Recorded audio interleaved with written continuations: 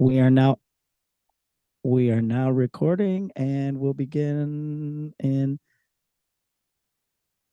three, two, one. All right, welcome to episode 102 of the Narcissistic Music Disorder. All right. What's up? Good morning. How you doing, buddy? I'm good. I was just before we started recording here, I had a medical procedure on Friday, so I'm running a little bit slow, but not bad. And it's modern medicine is amazing, so it was nearly as bad as I thought it was going to be. So yeah, I'm not doing too bad at all. What else is new? I'm trying to think of what I've been thinking about musically, if anything's been exciting me. You didn't you say you and the wife watched the Marvelous 3 Yes, we live did a stream? live stream from Atlanta. We got the Saturday show. So I watched some of it. And it was really good, man. I watched like Freak of the Week every Monday, couple other songs. It was really good, dude. Yeah, it's the Marvelous Four now, but it's Jace's kid. Which No, he did a great job. is it No, Jace's kid? yes, I think it is. Yeah, Yeah, on the bass guitar. player's kid. Yeah. Yep, He did a great job. he was He awesome. did a Yeah, great job.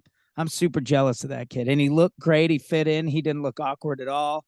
The band sounded amazing. I hate to say this, and my guess is none, but I kind of wonder if they're playing to any backing tracks. I doubt it. I wonder too. Very little, if they were. I doubt it. Yeah, I mean, maybe they keyboards even or went something. into the beginning of Tate and Angel. I know. I They saw a teased clip it a of that. bit. So, yeah, But after I watched that, I just was like, that's the Butch Walker is the model for everything, man. I He is mean, the it was model like for everything. those guys hadn't lost a step. Now, amazing. So Slug and Jace had to be playing somewhere, doing something all this time because they were not. Nothing about that sounded rusty to me at all. No, I mean, not no. even close.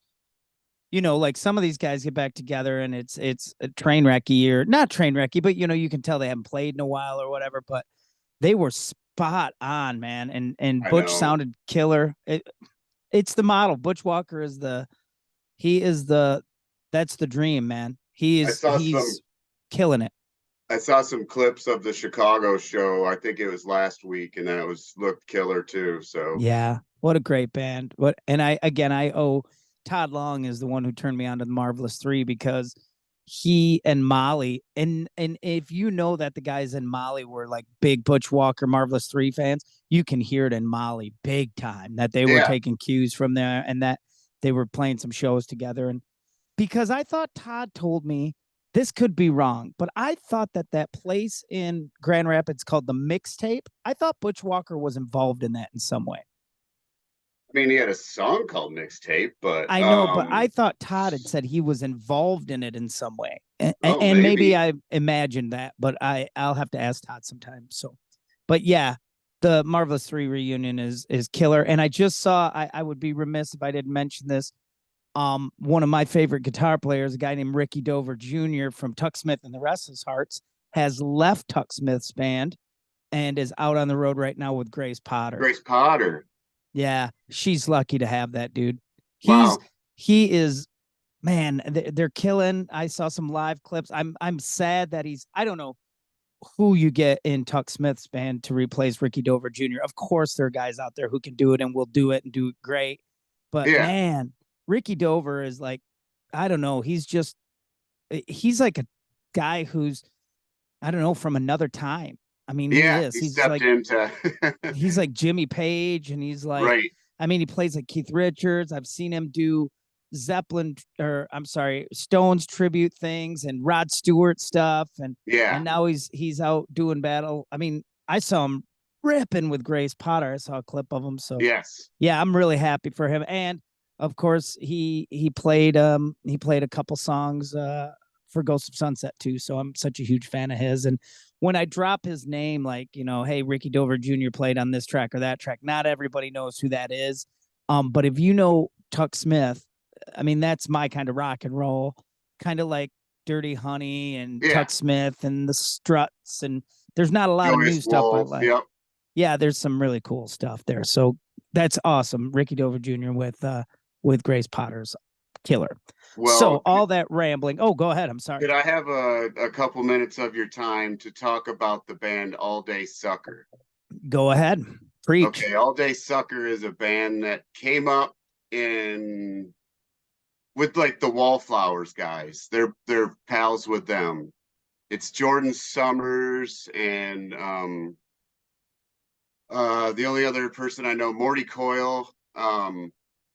They're poppy. It's the Knack. It's Fountains of Wayne. There's hints of Jason Is this Faulkner. currently working? This is They had a currently record working. in like '04, Okay. and then they have a brand new record that just came out Friday.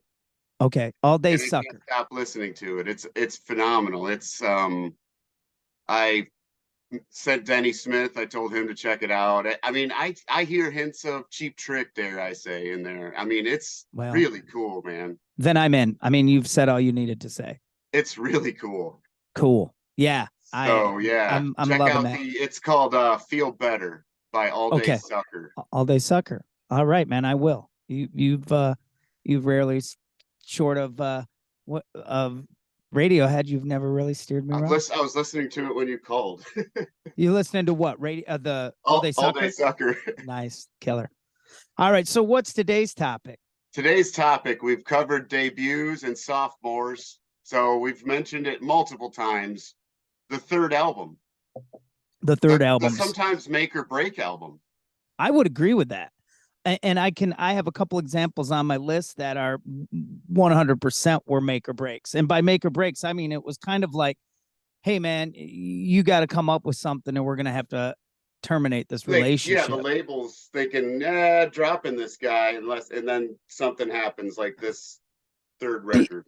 And just know this too, and I'm sure a lot of folks know this. I'm probably just talking out my butt. But that being said, there aren't many third albums now. If you don't hit right from the get-go now, you're not going to get to a third album.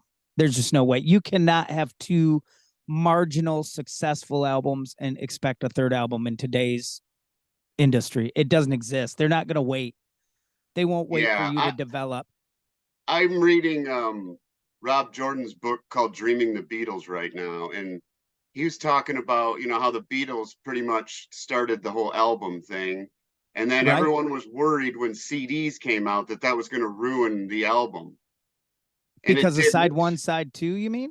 Yeah, well, just that it was going to, the whole side one, side two thing. And it didn't really. I don't think so. Now everyone releases singles. Right. And which is how it started. I mean, yeah, I know. But you know what I mean? That's almost going back to the old 50s model of 45s. But I'm still the guy who waits.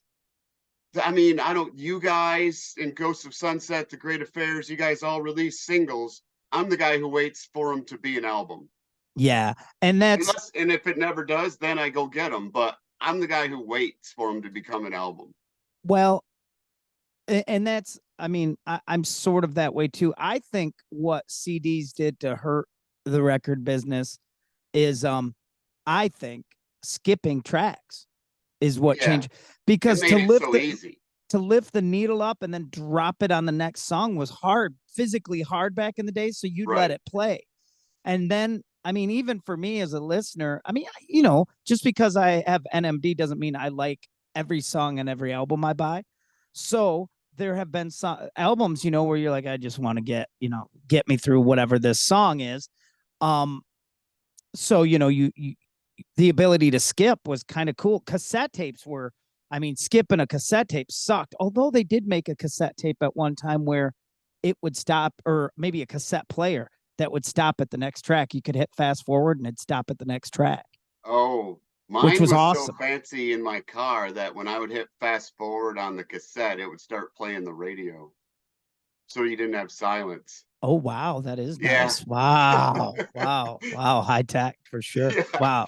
Yeah. So I think that's what CDs did, is they, I think the skip this, you just didn't have to sit. And sometimes while you were sitting through something en route to the next song you were into, um, you would find something you liked. You know what I mean? You'd find a new song you dug or something. So Yeah. anyhow, enough of that. So we're talking today about third albums.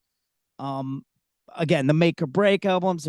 I have a couple classics on here that are notorious make or break albums for these artists. So with no more, I don't even know. I hope I have 10 of them. I hope there's one that you'll give me. If not, I I have do. replacements written down. But Well, why don't you get started and give me what your first one was? my first one is the third album from Cross Canadian Ragweed. It's the self-titled album, otherwise known as the Purple Album, because of the cover is purple. I've never met a bigger cross Canadian ragweed fan than you.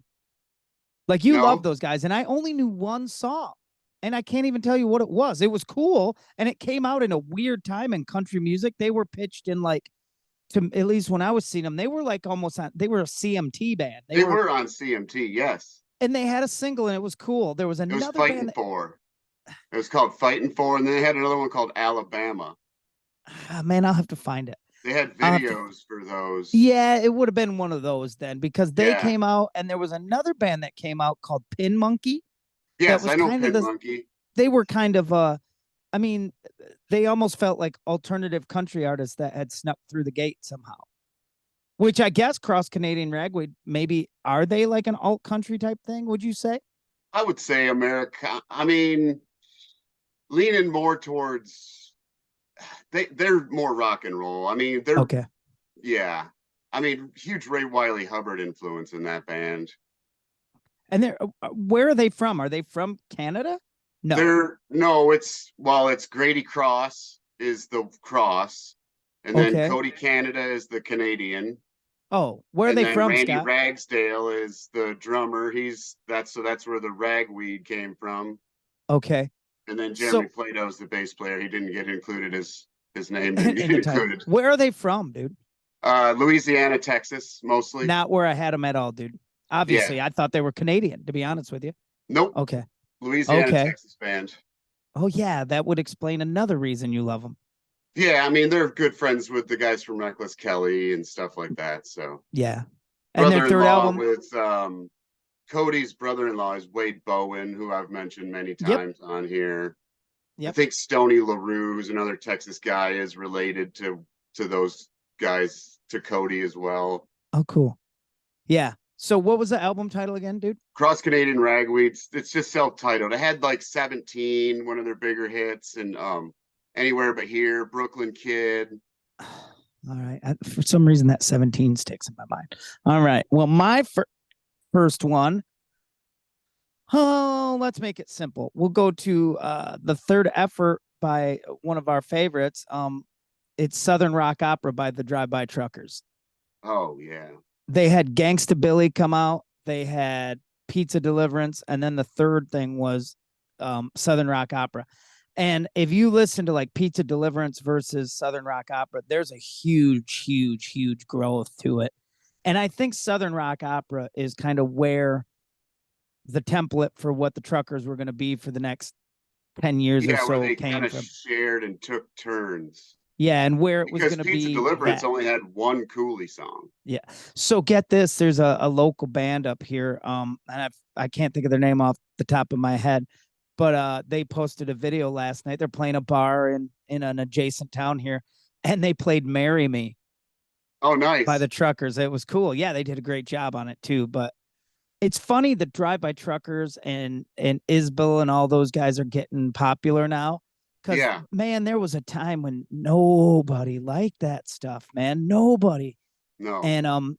And Southern Rock Opera, of course it's a concept album, which is cool. Of course it's weird. Of course, even I'm, you would think I would fast forward through a song like Days of Graduation, but I don't. Oh I man. love that too. And it's just him talking, right? I mean, Yeah. you don't hear a lot of spoken word. Patterson Hood does that kind of stuff a lot. But yeah, He's Southern really Rock good Opera is at it. great. Yeah.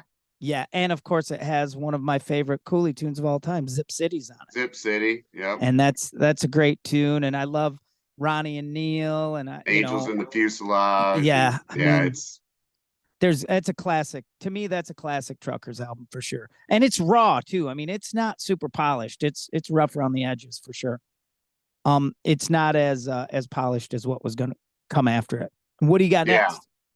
Huey Lewis in the News, sports.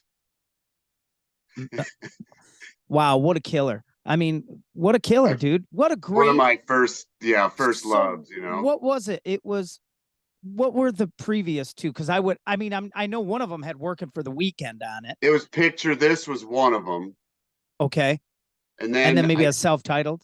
I can't remember the other one because I think after sports was four Yes, you're right. because FORE and then Yep. because sports, yeah, it was three. So God, Sports it is a was good Picture album, This was dude. one of them. One of them might have been self-titled. Yeah. Picture This is the one I think that had Working for the Weekend, working or living. That No, that had his first, I living think, in a kind of hit. working work. That's Working for the Weekend. I'm taking what they're giving Working because I'm for a working for a living. living. Working Yeah, for yeah. the weekend is Loverboy. Sorry. Loverboy Yeah. and Paul Yeah. Gilbert. That was the first song I ever saw by Huey Lewis in the News. I have it on VHS in the next room. I have the video for Working for a Living. I want a new drug and all Oh, goes and bad is bad and the sports Hank is Williams cover and sports is where I mean, right? That's Huey. That's when Huey that's Lewis where he came. became a household name. Right. And a kind of something about Huey Lewis, dude.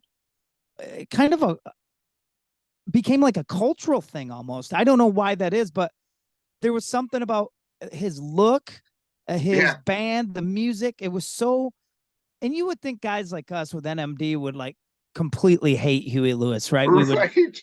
but yeah, I love him. Me And too. the reason I love Huey Lewis, I think, is because that's just a rock and roll band. That's a straight up rock and roll band. If you're like, I don't think I can't say Cinderella is a rock and roll band. They're a hard rock band or whatever. But Huey Lewis is it lives in a world for me with George Thorogood and it's just a straight rock and roll band Yeah. I with mean, if you like great the Stray horns and Cats and all that stuff, yes, and yeah. you're gonna love Huey. God, Sports is such a huge album.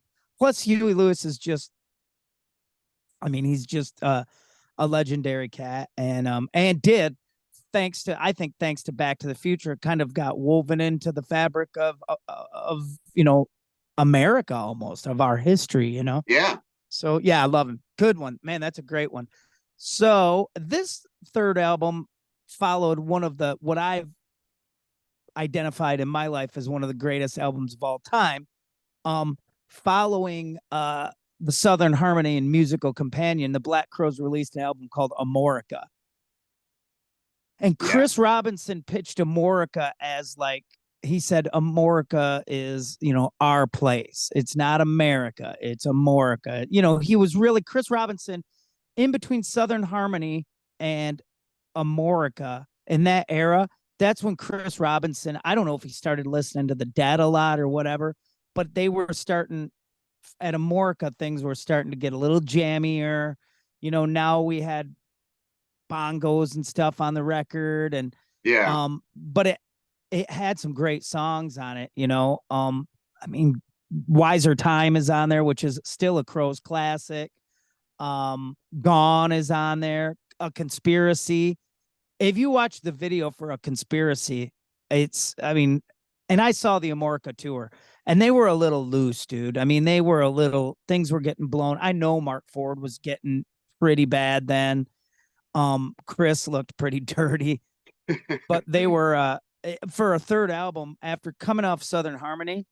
Some people would say that Shake Your Moneymaker is the definitive Crows album. I would say no way. I think Southern Harmony and Musical Companion is the Black Crowes' finest hour, but Amorica is a great album. Of course, the controversial album cover with the pubic hair on it is still a classic to me. Oh Now yeah.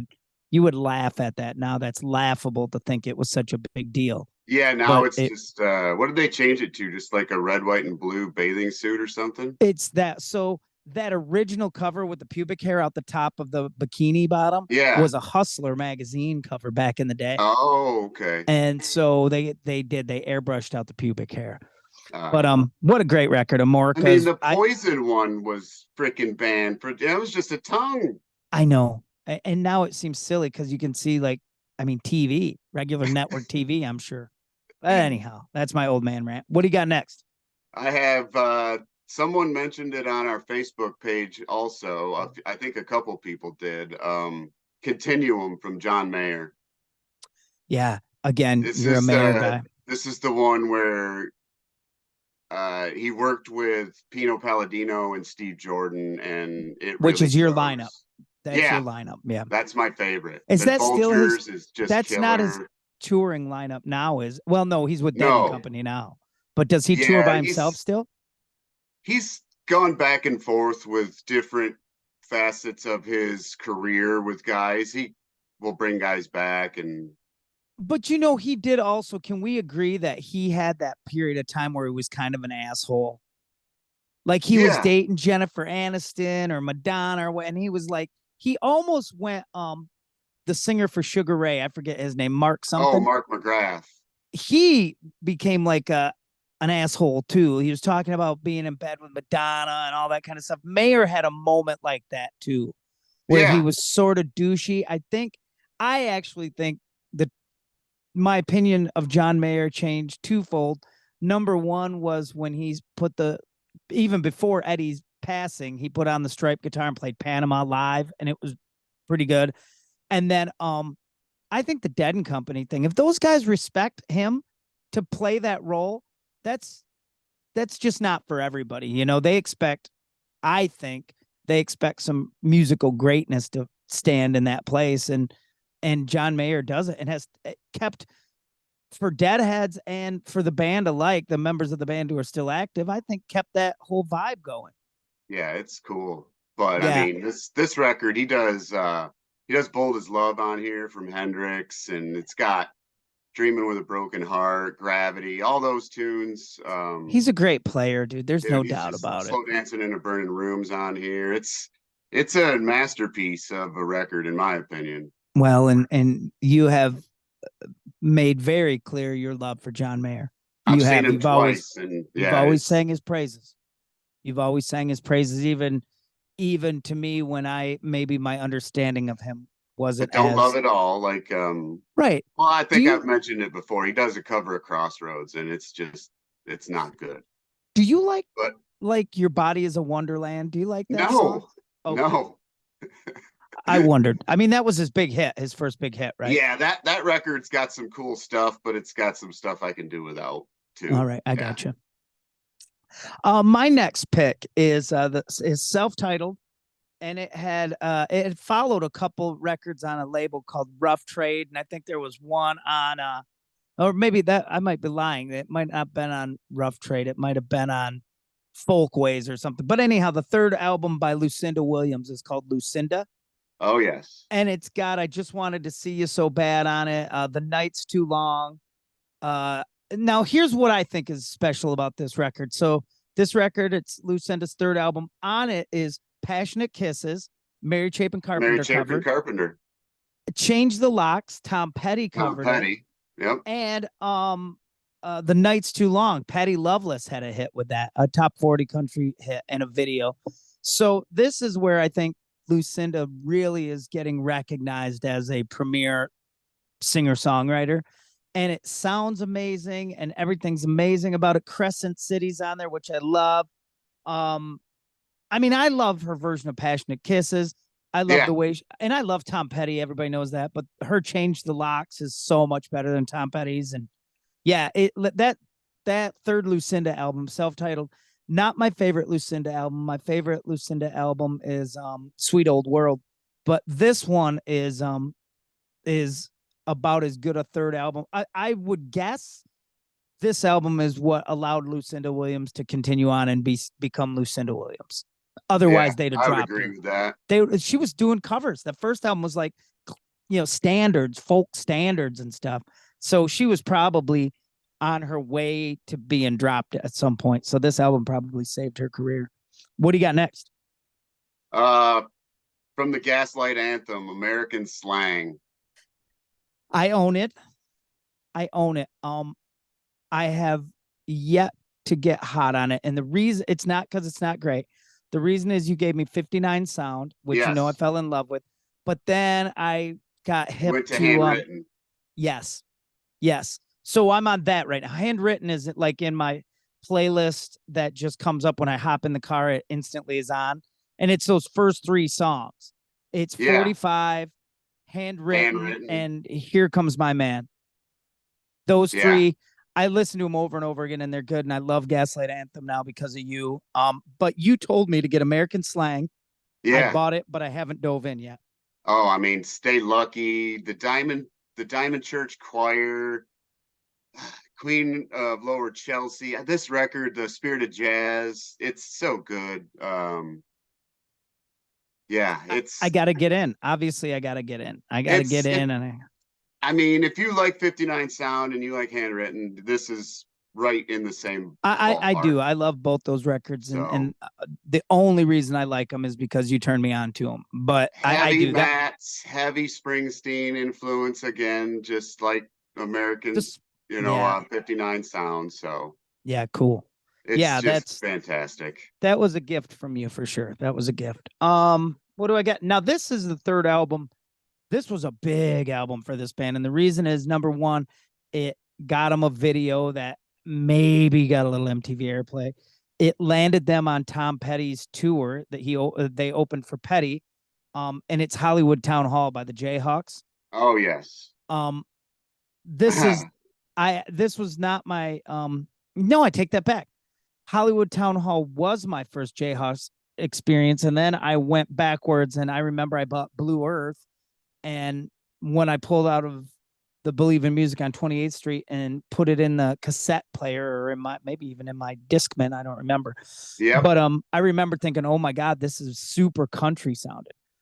Because by the time they got to Hollywood Town Hall, that's when it was on a Deaf American, which is it was the label at the time, huge.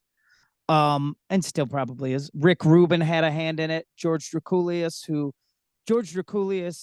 from American Recordings was also involved in the Black Crows. Yep. Everybody loved him. He was just that kind of producer guy, engineer guy who got Well, this kind of music. I texted you the other night and I said, Hollywood Town Hall is so Graham Parsons influenced. It is for sure. Well, so the things that I liked so much about the Jayhawks, I mean, Gary Loris is one of my favorite guitar players. I've told the story many times, but there was a period in the early 90s, early mid 90s. I had my guitar rig to go play cover gigs or whatever I was doing was identical to Gary Loris's. I had everything he had. I mean, that's the sound I want. It didn't fit into any of the stuff I was doing. You know, nobody wants to hear that kind of sound and, fucking, I don't know, hard to handle or whatever we were I covering. can't I can't help but hear Graham every time I hear the song, like Keith and Quentin or something like that. That it's those Hollywood Town Hall also is notable for if you get the album, the line there's a little like kind of written thing in it that was written by Joe Henry, who I love. Everybody knows I love Joe Henry. Yeah. And that was really cool. And the Jayhawks and Joe Henry were touring a lot too, together because the Jayhawks had backed up Joe Henry on Short Man's Room. But Hollywood Town Hall is where, again, I just looked. I literally just walked over and looked. I still, to this day, the one band I own the most albums from is the Jayhawks. I mean, that not that they have a huge catalog, but I bought every bootleg single from the record and CD collector show. I have their Yeah. EPK. You're the I have Jayhawks guy. I have the Hollywood Town Hall EPK, which is a videotape and a couple postcards and a CD. I have that. And the cool thing about Jayhawk singles too is the covers, man. They do like Sing Me Back Home by Merle Haggard. They do Patsy Cline covers and let Karen Grotberg, the piano player, sing. It's killer. So yeah, the third album by them was Hollywood Town Hall. And dude, they're still recording. The Jayhawks are still a band. So in the Yeah. Americana world, a lot of those bands came and went, but Jayhawks are still playing and are still cool. So what do you got next? I have from Elvis Costello, Armed Forces. That was a big one. And when I was a kid, that was a big Oh, album. yeah. I That mean, was a big album. that's another one that starts off first three. I mean, with Accidents Will Happen, Senior Service, Oliver's Army. I mean, my God. Uh, Who was just talking to me about Elvis Costello? I don't remember who it was. Um, yeah, I mean, I can't. I wish I could pretend. I know I had heard Radio before, and I had definitely heard Peace, Love, and Understanding before. But by the time I'm a kid, the song that hooks me with Elvis Costello was Veronica, which is Okay. a later Costello tune, and then I went backwards. Yeah. Um, but I Mine was probably Oliver's on Pump It Up or Oliver's. something. That's a great tune too. I don't. I wish. God, what's my favorite Elvis Costello song? I mean, I think Radio's killer. Of course, Allison's killer. Oliver's Army's a great tune. Yep. Accidents will happen. That's a great. Yeah. That's, yeah. I mean, it's, And again, a dude he's shape shifted a lot. You know, he's been a lot of different things, I think, from angry new wave punky dude to kind of whatever he is now, senior singer, songwriter ish dude. I mean, he's just done everything and somehow managed to still be Elvis Costello through the whole thing. Yeah, I don't know, man. That's Elvis I mean, Costello. there's no Marvelous 3 without Elvis Costello. Do you know what the third I think I in kind of thinking about this. I'm not sure, but I wonder if London Calling is the third album by the Clash. It is. Yeah. Yeah. So I there's a group of artists, and this is gonna sound funny. I group them all together. I have this is funny because I bet they don't seem related to anyone, but I have Elvis Costello, the Clash, the Police, Talking Heads. All those bands are like in one thing for me. I don't know what it is. If I discovered them all sort of around the same time or whatever, but all those bands are kind of like that to me. And I wondered if I didn't put it down on my list because I didn't know if it was or not, but I wondered if London Calling was a third album. It Yeah. is. Cool. Yeah, Elvis Costello, killer. What oh, it's me. You know what? I put this one on here. Although not packed with strong songs, it's not. It's also keyboard heavy. The only reason it's on here is I think it was probably and people will argue with me about this for sure, the most definitive album of this artist's career. And it's when Ozzy Osbourne released Bark at the Moon. Oh, with Jakey Lee. Yep. With because now for me being an Ozzy fan, we had Blizzard and Diary, then Randy Yeah. dies. Then the next thing I saw, Brad Gillis is on MTV playing the Randy tunes and some Sabbath tunes for that Speak of the Devil concert. And I'm like, okay, is Brad Gillis going to be here? And then I knew I'd heard Brad Gillis wasn't in the band. Jake E. Lee wrote Bark at the Moon. And of course, I think with Bob Daisley, my guess is he probably didn't barely get paid for it because that's how Ozzy and Sharon did that stuff. But Right. I would say saved Ozzy's career just like Randy Rhoads did. I think, I mean, because you had Bark at the Moon, So Tired was on there, which was kind of a B second single. Bark at the Moon's a great song. And it's people still know it. It's timeless. Ozzy still plays it. Jakey Lee's a great guitar player. The album was a little keyboard heavy because it was the era. I mean, have you ever heard the ballad So Tired off Bark at the Moon? Yeah. Yeah, which You're is a No great song. Different and Rock and Roll Rebel was on there, Rock and which I Roll love Rebel. that song. That kind of does that have the echo? Rebel, rebel. Probably, yeah, Yeah. probably. But it had Jakey Lee Center of on it, which Eternity, Slow Down, yeah. all those. So they were starting the shows, I think, with Journey to the Center of Eternity, with all the heavy keys, almost sound. If you listen to Journey to the Center of Eternity and back the distortion off a taste, it sounds like a Deep Purple song. That record is what I would call it's arguably. I think 8 makes it an album, but 7 makes it an EP, in my opinion. I know that argument because I'm living that argument right now. Yes, I don't know what defines EP versus album. It is short. I think EP is 3 to 7. Yeah. Well, and Bark at the Moon was, I but mean, you at can't that have, time. But this is an NMD thing too.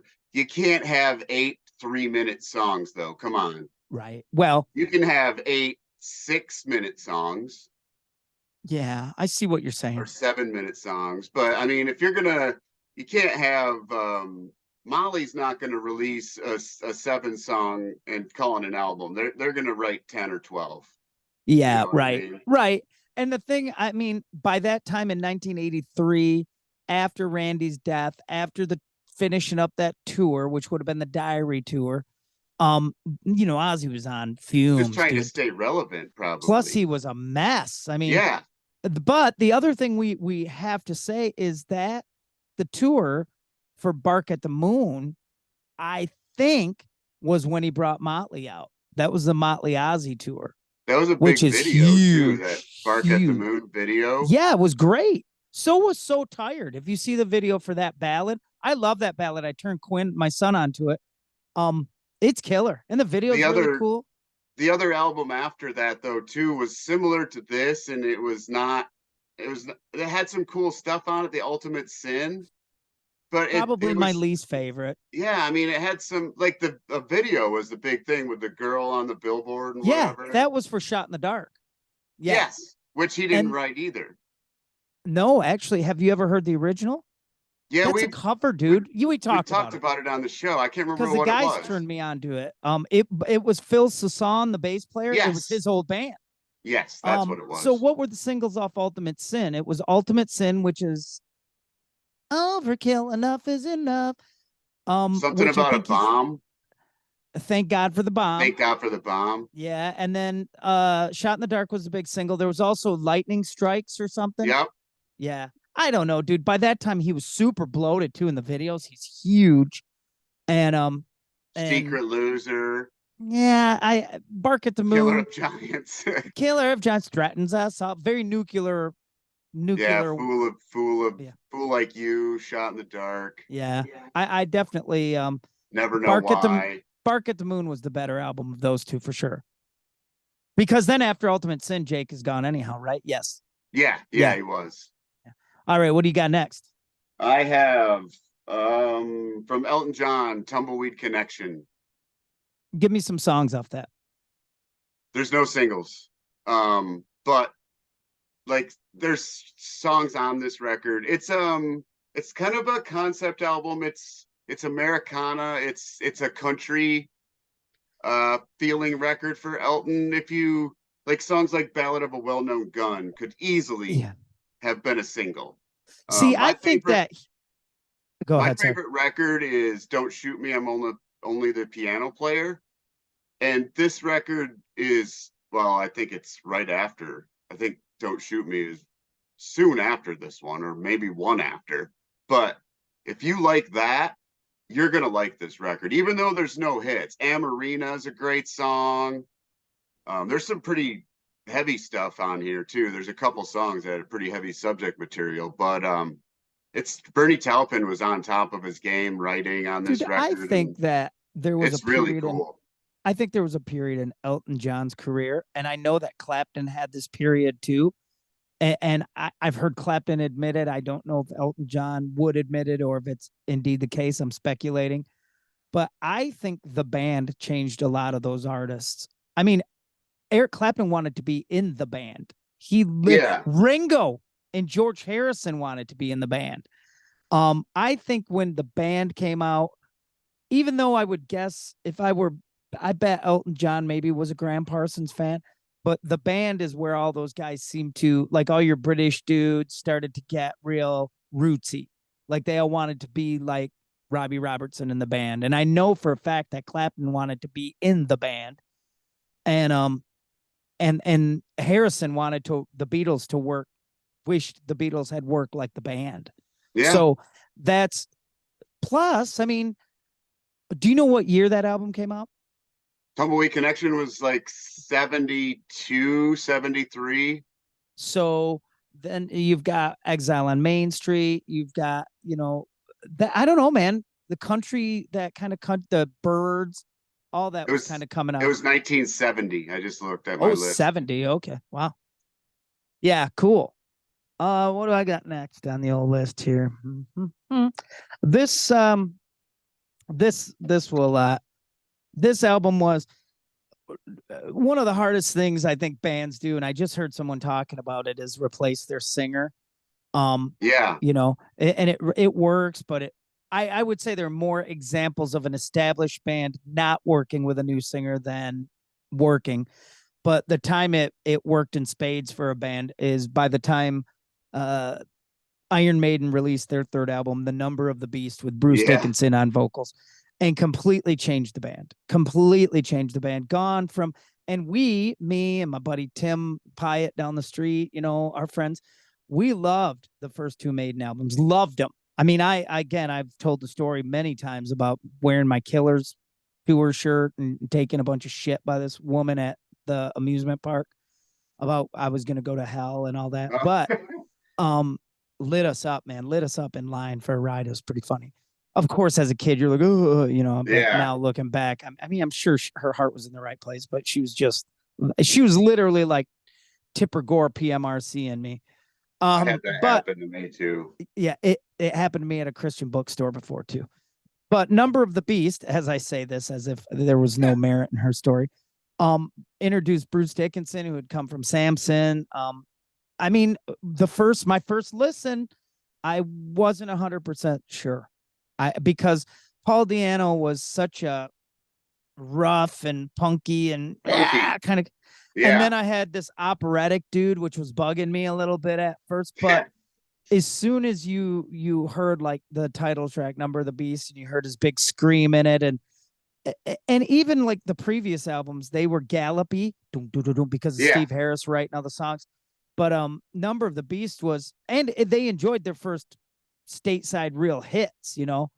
They had Number of the Beast on there. They had Run to the Hills was a certified single. I mean, that was in that genre. Run to the Hills was a hit single for that extreme at the time of music. And then the Number of the Beast tour, and there were so many great songs on it. Invaders, Gangland. Oh man, you're not gonna believe what's happening to my phone right now. You'll be pissed. Um, and I don't want to hear about my battery either. Okay, but I've got 20% battery right now. I don't know why, dude. Because I get up in the morning, I'm on my phone, and then we go to breakfast, and I hang out with my son, and I didn't charge my phone. So sue me. I should be able to make it. But yeah, Number of the Beast is a classic third album and a game changer for the band Iron Maiden. I believe. Yeah. What do you got next? Oh, What do you got next? This is one that I was wondering if you were going to give me. It's Jar of Flies from Alice in Chains. Is that an Because it's an EP. I EP? consider it an EP. It's 6 songs or 7 songs. 6, I think. Yeah, No, didn't I 7. didn't I didn't get it. I didn't listen to it. I was out Really? by then. I didn't, dude. Oh, I didn't. really? Did you stop My at Dirt? Yes. I Okay. here's me. I the first Alice in Chains I ever owned, like owned, was Sap, and then Facelift, and then Dirt, and then I was out. And my son's Okay. band plays they play Wood, and they're just working up Them Bones right now. And I love Alice in Chains. I told my son I liked Facelift better than Dirt. Um they were just, I don't know, probably because it hit at the right time for me. And all those songs, all my favorite like cover bands that were coming through town, the circuit bands started covering Alice in Chains. Oh, yeah. And not just Man in the Box. There was a lot of We Die Young. There was a lot of Bleed. I heard a band cover Bleed the Freak back in the day. That was killer. But Jar of Flies was, what was the big, there was a hit, No Excuses. No Excuses, which is a great song. Yeah. And I know the album's great. And it also, It's amazing. it also, you saw, it helped me professionally too, because then these metal dudes started buying acoustic guitars, and I could sell them acoustic guitars and electric guitars. Stevie Ray Vaughan helped me commission wise sell a bunch of Strats. Alice in Chains helped me sell acoustics. And so did Dave Matthews. Dave Matthews Band helped a ton to help. I mean, really, I should thank Dave Matthews and Alice in Chains and MTV Unplugged, because then we were rolling through acoustics left and right, and I was getting commission on all of them, and it was awesome. I was selling Ovations, those round back Ovation guitars. Oh man, I was selling. Oh, yeah. Killer. Yeah. I So do that. yeah, I know Jar of Flies was a big one for them. I mean, if you stuck with that band, if you checked it out, you'd dig it. And it's I know I killer. would, It's killer. because There's I also, instrumental stuff on there, and it's yeah, I've got Lane no beef. and it's Lane and Jerry harmonizing, at the top of their game on that record. And they were very unique in how they harmonized anyhow. Yeah, You know what I mean? They had their own thing that, well, Motley, it's well documented. Karabi talks about it, that all Nikki and Tommy could talk about during that Motley self-titled 94 Motley album yeah, was having those harmonies like Alice in Chains. They were playing catch up by then and wanted to sound yeah, like because Alice they in tried Chains. that, dropping their tuning and yeah. Yeah. And I they mean, it's their weren't, second best record, so and how, I mean, at that time, it just goes to show you how a band of Motley Crue's size and stat. Remember, by that time, all the classic Motley albums have been made. The first one, um, Feel Good, Shout at the Devil, and they're still chasing Alice in Chains. That's how big Alice in Chains got. They're chasing the Alice in Chains sound, yeah. which is crazy. What do I got next? Here's if you find, I would be interested to know if there, and there are a few because I've got two on my list that are bigger, probably, but Pyromania is a huge third album. Oh God, yeah. I mean, that's huge. I wonder what that's like to go, hey, well, they said the goal, they they wanted that breakthrough album with Mutt, and they got it. I mean, they went from being an AC/DC type band. They were a new wave of British heavy metal band. By Yeah. Pyromania, they were Boston, Journey, all the biggest. Well, and they were all under what, 23? I think so. Because Yeah, they were teenagers when they made On Through the Night, I think. they were. I thought Rick Allen was like young teens, 14, 15 when they made On Through the Night. I don't think he was 16. Yeah, Of I course. think everybody was a teenager and On Through the Night, and they couldn't have been over like 22 during Pyromania. Well, and the thing about Pyromania that's kind of unique is how, and he doesn't talk about it much. I haven't heard about, but a lot of Pyromania, a lot of that is drum machine. Yeah, Isn't Rick? It's drum machine. So that kid because was they didn't at have the least, time, I think. well, and because what Mutt Lang wanted was perfect time, perfect. Though he wanted those songs to be that tight, and he wasn't getting it from Rick. So, but to his Your credit, sound is not wet enough, mate. well, to his credit, dude, he went okay. Yeah, Use a drum machine. We'll make Pyromania, and I mean, and the rest is history. but he Obviously, pulls it off live.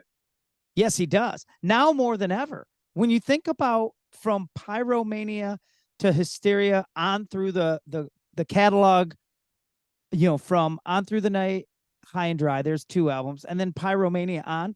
I know this, I don't mean to sound macabre, but him losing his arm and going to the electronic kit only served them better, because to play those songs with just standard drums without being able to change some of those sounds, they wouldn't sound the same. Think about Animal and stuff like that. And I won't. Yeah, All Hysteria those, is all. yeah, Yeah, yep.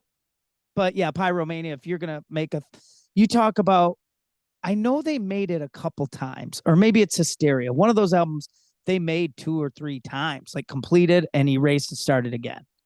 And it might have man. been Hysteria. I think it was Hysteria, which was a bigger album than Pyromania, but Pyromania allowed them, it gave them the liberty to make Hysteria. They had Yeah, enough success where the label went, all right, dude, do what you got to do, stick with Mutt here and make another album. What do you got next? I have from Art Blakey. He did a big band record as his third record, Huh? and it's besides Moanin' from Art Blakey, which Which is is, my, I mean, it's his best record in my opinion, but it's all Bobby Timmons, mostly Bobby Timmons stuff. Like Bobby Timmons is the one who wrote Moanin'. yeah, that's the song that my son turned me on to, or the Yeah, album I rather that my mean, son turned me but on to. the Art Blakey big band record is so good. So if you're Hmm. into Yep. jazz, it's like 59, I think. It's got a red cover. It's really cool. Yeah, my son got me hip on Moanin'. He said that was one I had. We listened to whole Sunday. We were driving Oh around yeah. listening to. It's, I mean, Bobby Timmons, you listen to the Bobby Timmons stuff. I think it's on like this here is Bobby Timmons. He does his version of Moanin'. And Blakey just takes it to another level because it's got, I don't know who helped arrange that record, if it was like Gil Evans or somebody like that, but it's Pretty Bobby flawless. Timmons is great and doesn't get the credit that he deserves in the jazz world, but Art Blakey definitely helped him take his songs to another level. Nice. And you hear it on Moanin'. And I don't know if Bobby Timmons plays on this. I don't have the lineup in front of me that played on the big band record, but if you're an Art Blakey fan and that one's missing from your collection, you should check it out. Nice. What else do I have here? I have this album came out in 1964. It's from a band that was pretty popular by that time, doing cover tunes. They had two gold albums, which is unheard of back then. Um, and this is all original music, and it's A Hard Day's Night, 1964 by the Beatles. I've heard of The them. the right, exactly. I mean, think about that. 64 Hard Day's Night. You've got the Hard Day's Night movie, right? To accompany this, which is you've never heard that before. I mean, 64. They've got a movie, they've got the title track, they've got I Should Have Known Better, If I Fell and I Love Her, Can't Buy Me Love, You Can't Do That. It's where George pulls out the 12 string. The 12 string comes out in 64 on Hard Day's Night, and now you've created the Birds and Petty and Jangle Pop. All you can take Yeah. all that Jangle Pop that we love so much, and you can go to Hard Day's Night. Because the Beatles, man. It's the Right now Beatles. I'm reading Dreaming the Beatles from Rob Yeah. Sheffield. I, you know Rob Sheffield. You've read his So stuff. somewhere in my collection, I know I got a book one time of all the Beatles recording sessions, and I lost it. Yeah. It's here somewhere, and I lost it. If you can believe that, I I know you're lost it. doing audio books now, because of your Yeah, eyes. So just check out Dreaming the Beatles from Rob Sheffield. You as a Beatles fan will love, I love this book, and I'm a new Beatles fan. So yeah. I'm right now. I'm still finishing up Paul Stanley's book. As a matter of fact, I can't run because of this procedure I had for a week, and I'm trying to stay away from it because I want to finish it. And then I think what I'm going to do is I'll do Gene's book next, and then Aces, and then I'm going to do all the Kiss members just to get their perspective. Because Paul is like, I mean, to hear Paul tell it, he kept Kiss alive through, no pun intended. He kept Kiss alive when Gene was doing movies, when everybody was too drunk and screwed up. It was Paul. Paul likes Paul a lot. I can definitely tell you that about this, okay. about the about that book. Yeah. So yeah, Hard Day's Night, man. I mean, what do you want? That if you like Fountains of Wayne, Cheap Trick, and the Birds and Tom Petty, and you love 12-string electric guitar, you can go to Hard Day's Night, and you can thank Hard Day's Night for that. What do you got next? Waiting for the Sun from the Doors. I knew you were going to have a Doors record. That's their third record. Yeah, Hello, I Um, Love You. It starts out with, and it's got Love Street, and I've been listening to them a bunch lately, and so my buddies from the band of Limbo, they're out in Long Beach, California. They're gonna be on a Doors, I don't know, some Doors thing that's coming, and they cool. do a cover of Down So Long Okay. from Yeah. LA Woman. Man, some of the Doors songs are so metal. Like I could see a metal band doing Doors songs easily. Like Don't you Five to think that? One is a freaking heavy metal tune. Can't you hear the Doors though? Do you hear the Doors in the vocals of the Cult and Glenn Oh Danzig yeah. and Typo Echo and the Negative? Cult and yeah, Yeah. I mean that. Jesus and Mary Chain. I hear Doors and all that in that darker stuff. Yeah. Yeah. Yeah, I think that was, as a matter of fact, I was just listening to a record the other day and I thought of you because you could really hear the Doors influence on it. And it might have been Dancing on Coals by Bang Tango. Oh, okay. Joe Lestay had a he had a Jim Morrison voice in there sometimes too. He would pull out a Is lower that from register. Psycho Cafe? No, that's the album. It was called Oh, Dancing okay. on Coals. Yeah, yeah, and it might have been. I think it was the follow up to Psycho Cafe. Not to be confused with Dancing on Glass. So many by what Motley Crue? Yeah. Yeah, nice. What do you got next? I had No, it was you. You had the yep, Doors. I I'm had the next. Doors Yeah. Waiting for the Sun. So in the interest of time, let I have me one check. more. I've got. Let me see. One, two. Wow, my dog is going crazy upstairs. I wonder what's happening. I have two more. So I'm going to go. Of course, the one of the classic third albums of all time. We all know it. I've talked about it 8 kajillion times. But damn the Torpedoes by Tom Petty and the Yeah, that's Heartbreakers. probably The make or break one, prototypical. right? It is. It was literally make or break. He was told it was make or break. It was no ifs, ands, or buts. Um, and that's it. I mean, to this day, I think there are still artists who are trying to make their records sound like "Damn the Torpedoes." Yeah. And no matter how brutal it was to make, and of course that's the story is just how hard it was to make. How Jimmy Iovine had problems with Stan Lynch and the band, and they. I mean, what did Ben Mott Tench say? That there were, and I'm not exaggerating, and I might be shooting low, 29 versions, 29 takes of Refugee, 29 completed versions of Refugee that they threw away and tried again. Wow. I mean, that's mind blowing. But the end product was Damn the Torpedoes. That's where it all came together for Tom. That third album, much like I'm sure Hard Day's Night or even Number of the Beast for Iron Maiden or Pyromania, those opened up the door to the rest of your career. You could just keep going then. Yeah.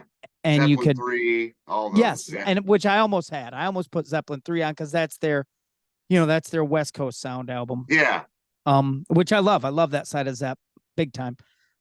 Yeah, Damn the Torpedoes, Heartbreakers, third album. What do you got next? My favorite and final one is from one of my heroes, Warren Zevon, Oh, Excitable nice. Boy. Nice. A classic. Yeah. Still, dude, still Warren Zevon, though, still, there's still people who are not hip at all. Yeah. I mean, there's still people who are not, there's still people who, I mean, isn't the NMD joke as you hear the start of oh man, now I'm at 10% battery. You still Did with you me? hear, do you think Kid Rock or something? Right. They hear that Kid Rock song, and we go, all right, Warren Zevon. Then we're like, oh crap. Warren Zevon is one of those artists that people hear that and they're like, oh, that's Warren Zevon? Right. I Right. didn't know Yep. that was him. Exactly. You Exactly. know, so Yep. And then still not in the Rock and Roll Hall of Fame. no, Rock and Roll Hall of, yeah, whatever. The Right. music where important things are. It's the Hall of Very Good. Come on. Yeah, right. Right. Or the Hall of what people think is very good. I Right. shouldn't say that, dude. I mean, if you said right now, hey, you want to be in the Rock and Roll Hall of Fame, of course I would. Of course anyone would. I mean, it's got to be some Would I want to vindication go and of visit? No, thank you. my son and I have talked about it. I don't know. We've both I've talked about it. declined multiple times. Well, I've been to the Musicians Hall of Fame in Nashville. That's where we shot that Dutch Henry video on the roof, and we got a tour of that. That was cool. But like, it's one thing to look at Hendrix's guitar. I mean, if you could touch it, that might be different, or strum a chord or Yeah. whatever. But, well, my final one is the greatest third album of all time. What do you think it is? It's Springsteen. Born to Run. Of course, it's Yeah. Springsteen. Yeah, of course, it's the greatest of all time. It's. I don't know if Born to Run is my greatest album of all time. I have not yet made that decision, but it is the. I mean, it's it. And I love leading up to to Born to Run, but never has a movie been made without film like Born to Run. And you know what? You ask anybody, call Brian Fallon and ask him his opinion. Yeah. Yeah, I don't know why people don't like, and maybe everyone does, and I'm just my NMD is trying to make me special, but there are people who don't like Born to Run, dude. And there are people who don't like Springsteen. I, as a huge Springsteen fan, we all know that the character of Springsteen is wearing on me now, like in interviews and stuff. It's Yeah. But so is the character of Johnny Depp or the character of Keith Richards. I liked Right. Keith Richards before he knew he was Keith Richards, when he There's was just yeah. being Keith Richards. Now Springsteen on Broadway. I was so excited about that, and it really fell short for me. And I love Bruce Springsteen, but the greatest thing I've seen Bruce Springsteen do, and for me in the last however many years, is when he got up and played the '59 sound with the Gaslight Yeah. Anthem. That was as cool of thing as I've seen in a long, long time. So yeah, of course you knew it was going to be Born to Run, my favorite third album. So there it is, third albums. If you're so lucky. Nowadays, don't even talk about it. If you haven't turned out some hits, you're not getting one anyhow. So don't worry about your third album because you won't have one. You Yeah. got to do something in the big world. Well, you know what, dude, even in the smaller world, I mean, a third effort is kind of a big deal. I mean, the Mats had Let It Be. That was huge for them. Huge, huge. Yeah, and you got to deliver, man. You got Did you to, listen to because that cover I sent you the other day of Androgynous? I did. And you know what's funny? I didn't send you a message back. There's a local band here I saw that played with on the same day as my son's band played, and they played Androgynous. Oh, really? Yeah, yeah. And they played Yeah, Elvis Costello the and stuff. Crash It was Test cool. Dummies do a cool cover of Androgynous from the It's Mats. amazing, right? I mean, and that's the Replacements are one of those bands that blow me away because you find more and more people who are influenced by them that you wouldn't think Yeah. even would bring them up. But And to have the balls to write that song in 1983 or something. 83, dude. I know. I know. Yeah. Well, there you have it. Our third album extravaganza. If you're lucky enough to get a third album, what a blessing that would be, that Oh someone's going man, to let you there's do so it. many good ones too. Yeah, I could God. go on and on. I could go Yeah. on and on. But I think for me on my list, and certainly it sounded like for you too, I hit some of my personal, like really my Yeah. personal favorites. Yeah. Oh, for sure. Yes, absolutely.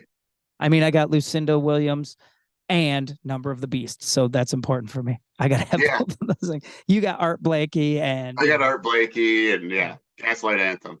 So And what the do you got? Doors. You got any closing words for us today? Is the violence in our nature just the image of our maker? Ladies and gentlemen, we'll see you next time. See you Thanks next a time. lot.